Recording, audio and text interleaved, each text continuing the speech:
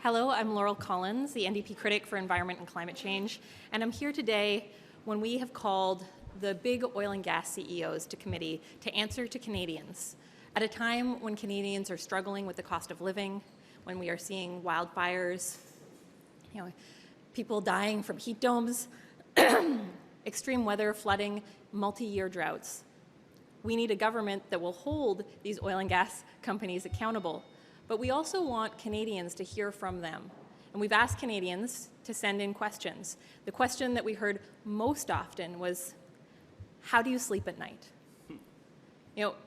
These rich oil and gas CEOs have been raking in record profits, fueling the climate crisis, and yet still continue to come to government, cap in hand, asking for more handouts. We need an excess profit tax on the biggest oil and gas companies to invest that money into climate solutions, into making life more affordable for Canadians. Today in Environment Committee, I will be asking the big oil and gas CEOs how they sleep at night, and also how is it that they have spent decades misinforming Canadians, fueling climate denial, and now present plans that they claim to be in line with our climate commitments, yet roll those plans back, rake in record profits, and continue to ask Canadians to pick up the tab. Canadians shouldn't have to clean up the pollution for the biggest polluters in Canada.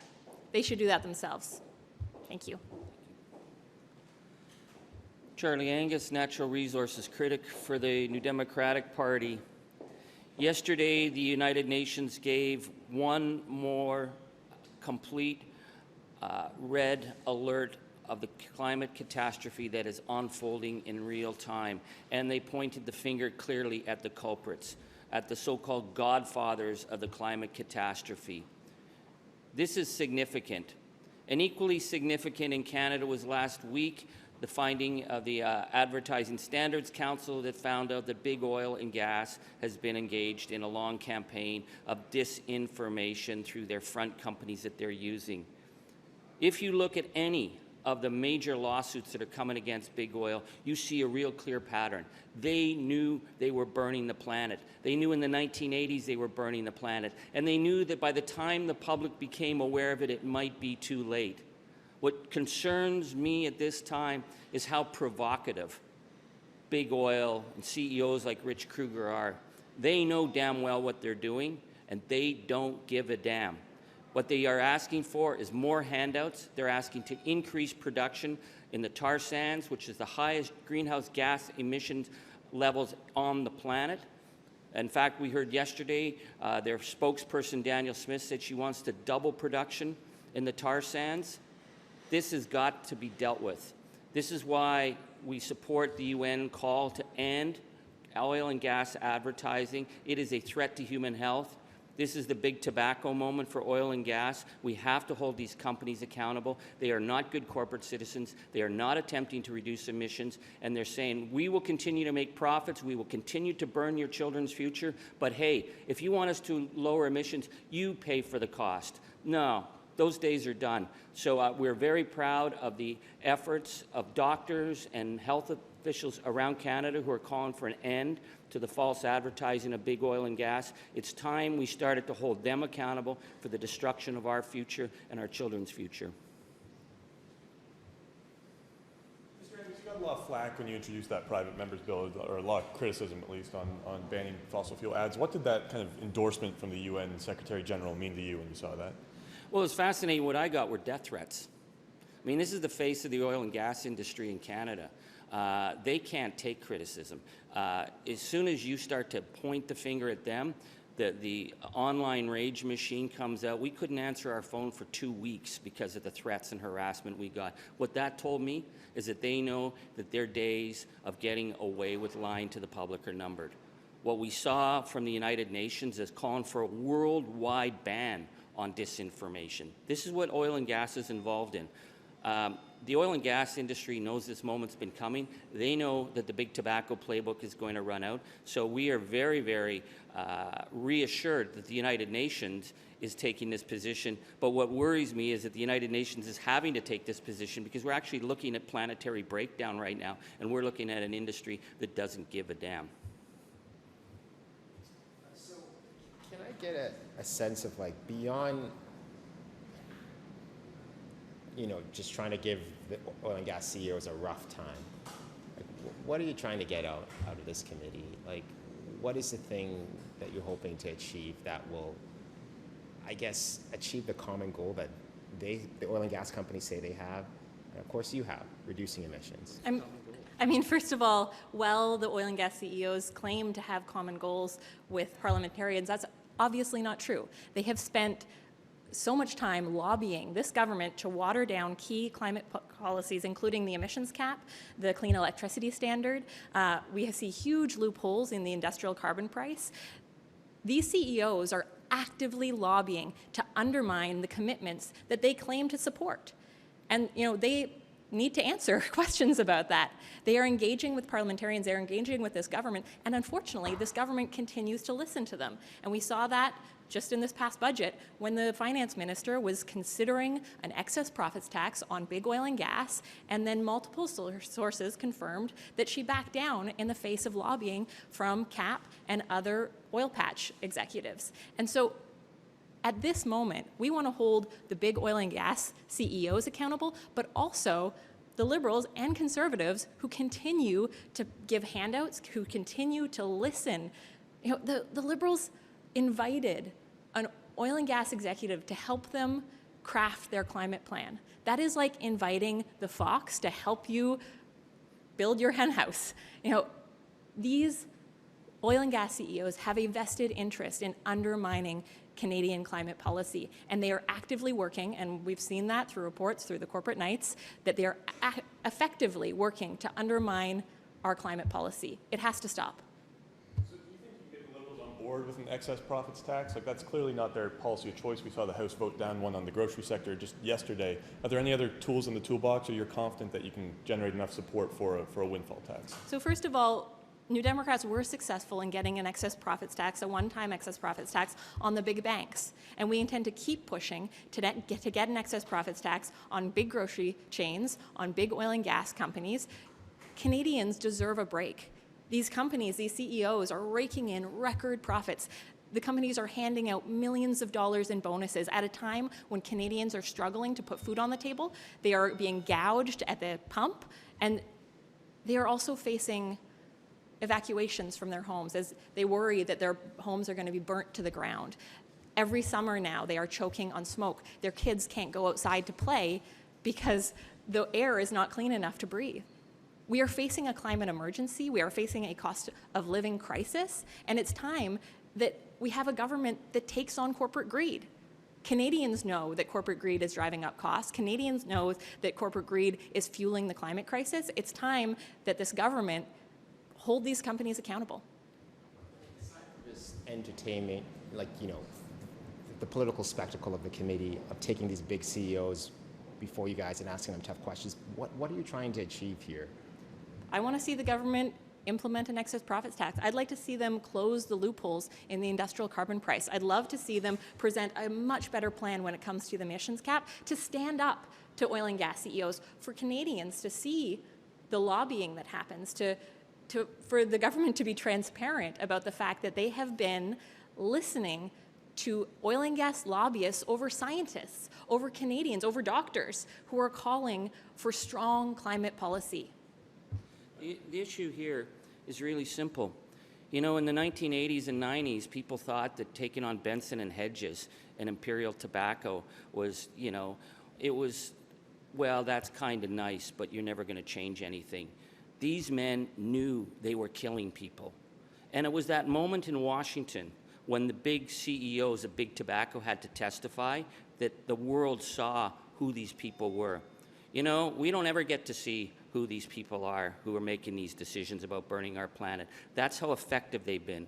So in a petro-state like Canada, when Rich Kruger was called to testify over the urgency, he said, of making maximum profit as 200,000 Canadians were being burnt out of their homes, this is the moment, as my colleague said, the question of how you sleep at night. That's not spectacle. That's the fundamental moral question of our age. This industry knows what they're doing. They have made no effort to reduce. And just as big tobacco knew they were killing generations, there's a moment when they have to come out into the spotlight and be seen and explain how they sleep at night. That's why this is important, and I totally support my colleague on this. How did you feel when you heard the UN Secretary General, Mr. Guterres, saying that he was calling for an ad ban on fossil fuels? You've been one of the only parliamentarians calling for that. There have been others, but you've been the loudest voice, and you've certainly paid the cost for that. How did you feel about that, and where's your bill heading? What we're seeing with the United Nations is that they've made one call after another that we are now at the tipping point of a planetary catastrophe. And yet politicians continue to move on. And one thing I've learned in Parliament is that climate change deniers come in all forms. They come in the nice form and they come in the obvious ridiculous form. But they're still denying the fact that the crisis is here, whether it's liberal or conservative. The ad ban is a very reasonable, small measure. The ad ban does not stop the oil and gas industry. It does not make them reduce emissions. It just says that they can't lie about their products. I would think any corporation would agree that lying about your products is not a good look. And yet, we saw such massive pushback. So when the United Nations is saying enough is enough, we have to hold them accountable for the fact that they have actively impeded climate change action. They have actively undermined science that they knew to be true, and they've actively undermined any efforts to make a difference because they've falsely claimed that burning more fossil fuels is part of the solution. They've falsely claimed that, if we massively increase Canada's oil and gas industry, we will benefit the world. These are false claims. They're making people sick, and they need to be held accountable. And so we have to start treating it like big tobacco. So the United Nations is on board. We're seeing more and more jurisdictions around the world suing the oil companies. We're seeing the push against greenwashing. And the recent effort by the Ad Standard Council, I think, is commendable. And I bet we will see a massive behind-the-scenes push by big oil to try and overturn that decision, because they don't want anyone to stay focused on the fact that they're using front groups to lie to the public. The harassment case was stayed, against your accuser. What are the next steps that you're hearing, or are you planning any legal action or anything like that? The issue of threat and harassment against public officials is a threat to democracy. And it's not just a threat to MPs, it's a threat to town councillors. It's a threat to school board officials. I've dealt with people in municipalities who work for a town who've received death threats. We have to start taking this seriously. In my case, I would suggest an open and shut case of threat and harassment with all the evidence. I'm not going to speculate why that evidence was lost, but it was lost, and I would encourage police, the RCMP, the House of Common Security, the OPP, to take these matters seriously, because someone is going to get hurt. Windfall tax. Have either of you guys had any contact with Minister Freeland's office since that report came out that they backed down, in the face of criticism from the oil and gas industry? Like, what, and if so, what did those interactions look like? Yeah, we wrote a letter to Minister Freeland calling on her to implement a windfall profits tax. We've also tabled a motion in Parliament since then, again, to call for a windfall profits tax. I've met with Minister Guilbeault and made it very clear that this is a key policy that could not only hold oil and gas companies accountable, but also fund much needed climate action and the action needed to reduce costs for Canadians. Thank you. And then I'll be done. Do you still have confidence in the parliamentary budget officer after he admitted he made it an inadvertent error in his analysis on carbon pricing? I think that it's really important that Canadians know what the facts are when it comes to carbon pricing, and I'm glad to see the parliamentary budget officer make a correction. I'd like to see a better process when an error happens so that that news can get out to Canadians. We've seen in Parliament the Conservatives continually using the same lines, even after the correction is made. Conservatives want to lie to Canadians. They want to make sure that this kind of misinformation keeps spreading across Canada. unfortunately, they've been very effective. And what we need to do is make sure there are good processes in place that when a mistake happens, that the parliamentary budget officer can come out and inform Canadians what the truth is. Confidence in the PBO. And I will continue to ask the PBO to make analysis and use that analysis to inform Canadians. They have been a kind of stalwart watchdog on some of the government's biggest scandals and vital when it comes to ensuring that our democracy is working. We need to make sure that the process is strong. what do you make, though, he was before committee this week saying that the government has its own economic analysis of carbon pricing, its effect on real GDP, its effect on capital and employment and all that kind of stuff. It shared it with the PBO, but it is not allowing the PBO to share that information with the public. What do you make on that?